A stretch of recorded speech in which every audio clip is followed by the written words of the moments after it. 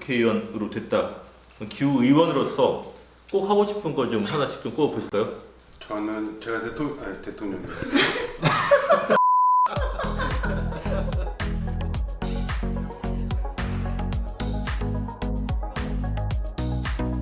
이 코로나 사태 때문에 정신이 없어요. 그래서 더욱 정책과는 무관한 뉴스에도 정책 얘기는 안 나오고 유권자들도 지금 사실은 화와 짜증이 가득한 선거가 되어가고 있는 것 같습니다.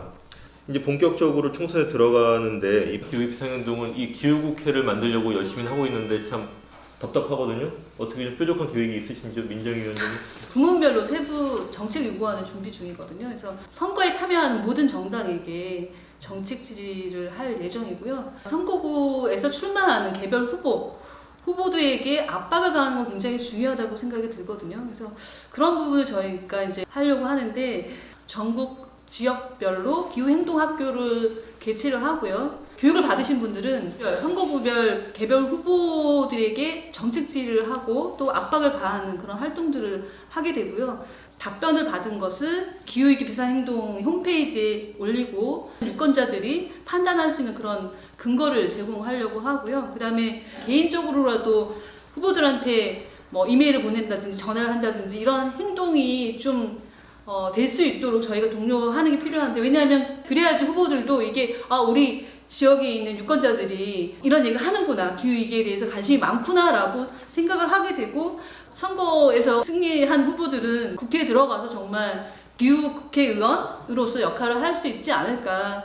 이제 다음으로는 좀 부문별로 구체적인 정책 요구를 좀 얘기를 해보겠는데, 이게 기후위기 대응은 사실 전 사회적으로 각 분야가 어떻게 보면 다 변해야 되고 이제 새로운 길을 찾아야 되는 거여서 굉장히 분야별로 할 게 많죠. 기후 대응을 위해서 지금 현재 정부 조직이 너무 문제가 많기 때문에 새롭게 조직을 개편해라. 그리고 정부 정책이나 예산 수립에 있어서 얼마나 기후에 영향을 미치고 탄소 예산을 사용하는지, 소비가 되는지 그거를 평가를 해라라는 거고요. 탄소세 도입 등 기후 대응을 위한 재원을 확보해라. 석탄 발전을 어떻게 줄여서 폐지를 할지에 대한 로드맵을 마련해라.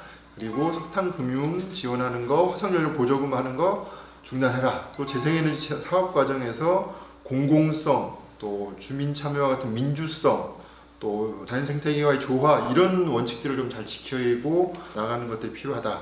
내연기관차 생산이나 철강 산업에 전환하는 것, 노동자들이 주체적으로 참여해서 온실가스 감축과 정의로운 전환을 이루는 것, 그리고 농업에 있어서도 식량 작업률을 높이는 것 굉장히 중요한 과제일 것 같고요. 공공급식에서 친환경 먹을거리 이용하는 것, 채식권 보장하는 것, 기후위기 교육을 의무화하는 것, 남북 기후 에너지 협력, 또 기후위기 취약국 지원 확대, 이런 굉장히 많은 과제들을 지금 논의하고 있고 앞으로 좀 제기가 될 거라고 생각을 합니다. 좀 기사적이거나 또는 되게 사회적 쟁점이 될 만한 정책들 어떤 게 있을까요? 그 내연 기관 자동차 제조업에 종사하는 분들은 좀 이게 반발이 있을 수 있는 거 아닐까요? 반발이 많겠죠.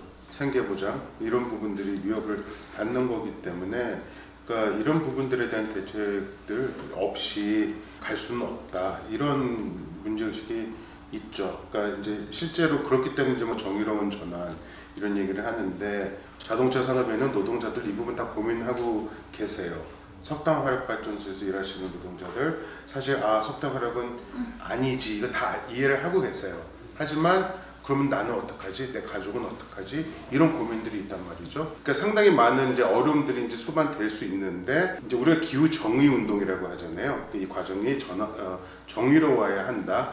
그러니까 그 내용이라고 하는 거가 이 사회가 이걸 보듬고 같이 가야 된다. 국회 상임위원회 얘기를 좀 해보면 좋겠는데요. 이제까지 그 국회에서 상임위원회가 기후변화 관련해서 했던 거는 환노위, 왜냐면 환경부가 온실가스 감축 목표를 수립하니까 그것하고, 그 다음에 산업위에서는 에너지 정책이랄지 이런 거 하니까, 그 정도 말고 다른 상임위원회에서는 기후변화가 우리랑 무슨 상관이야? 그랬던 것 같아요. 상임위별로 좀 어떤 주문을 한다면 당신네 상임위도 기후변화에 대해서 뭔가 좀 해야 돼, 그렇게 얘기할 것들이 있을까요? 국회는 이 분야별로 이렇게 다 나눠져 있죠.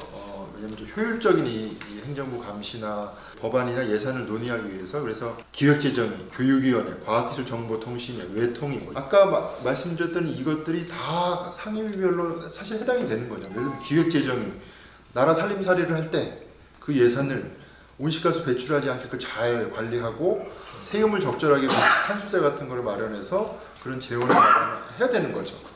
뭐 예를 들면 국방위원회 같은 경우도 보면은 호주, 미국 이런 데는 사실 이 기후 위기로 인해서 국제적인 분쟁이 늘어날 거다. 그래서 사실 국가 안보의 관점에서도 굉장히 평화를 지키는 관점에 있어서 굉장히 중요하다는 과제로 생각하고 있는데 과연 우리나라 국방부, 국방위원회에서 그런 고민을 하고 있을지 굉장히 좀 의문이 되는 거죠.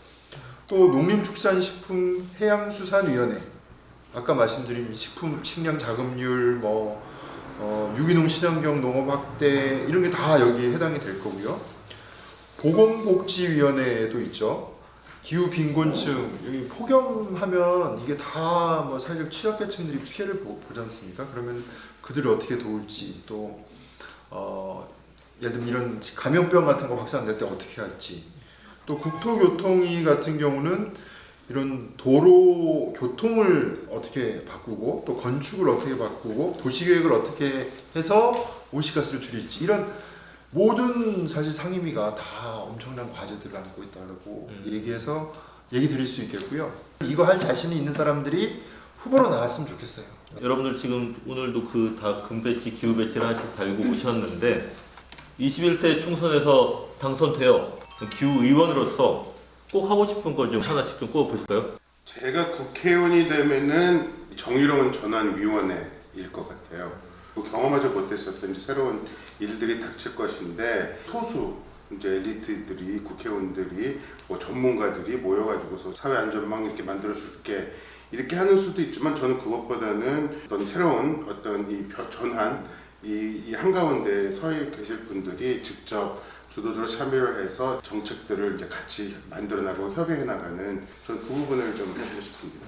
가난하면 가난할수록 더 기후위기에 취약하고 심지어 탄소도 더 적게 배출을 하잖아요. 좀 경제적인 평등을 이루면서 기후 정의를 실현시키는 그런 게 되게 중요하다고 생각을 합니다. 그래서 한국에서 부동산 문제도 되게 심각한데 부동산세도 더 올리고 그걸 이제 재정으로 끌어와서 기후위기 대응을 하는 예산으로 쓰는 그런 일을 하지 않을까. 국회의장이 좀 되고 싶고 그래서 입법부의 수장으로 행정부의 수장을 만날 거예요.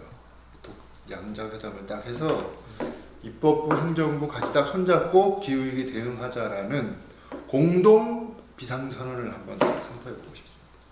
100% 재생에너지로 가려면 오히려 진짜 소비를 줄이고 생산을 줄여야 되는데 그렇게 하기 위해서는 첫 번째는 우리가 쓰는 물건들 너무 사용 기간이 짧아요. 기획된 진부화라는 그런 말들이 있는데 그 기업들이 오래 사용할 수 있는 그런 전자제품을 만들고 물건을 만들 수 있도록 하는 거 하고 그다음에 수리할 수 있는 권리를 갖게 하는 거. 그래서 부품의 독점권이라든지 이런 것들도 불허하는 그런 제도를 좀 도입하고 싶고요. 너무나 많은 소비들이 지금 이렇게 동기부여가 되고 있거든요. 공공장소에서만큼은 상품 광고를 하지 않도록 하는 법안을 제출하고 싶고요.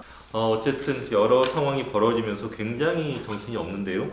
그래도 21대 국회가 기후국회로서 또 기후의원으로서 상상력을 발휘해서 기후변화의 모든 것을 모든 상임위와 의회에서 회의에서 다루는 국회가 되어야 될 것 같습니다. 오늘 참석하신 여러분 모두 감사드립니다. 네. 감사합니다. 감사합니다.